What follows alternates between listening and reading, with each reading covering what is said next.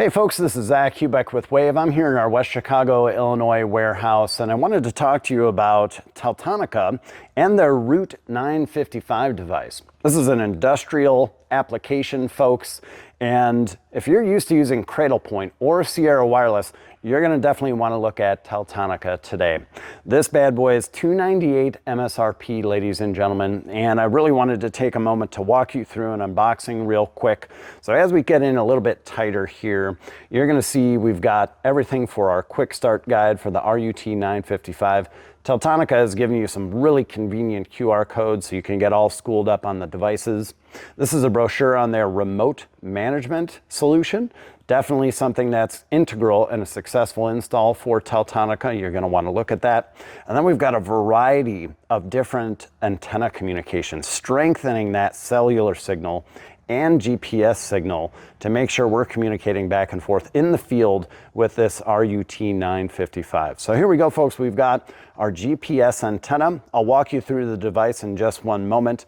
We've got our multiple input, multiple output serial connection and adapter here. Our power supply. In the box comes a Ethernet cable.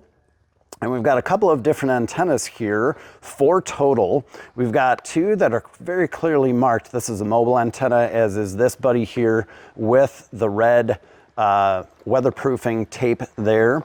And we also have our Wi-Fi device, all RPSMA connectors. So 2 Wi-Fi antennas and 2 mobile antennas. They've even gone so far as to put Wi-Fi on the bottom of these bad boys for you. So Teltonika is setting you up for success in the field.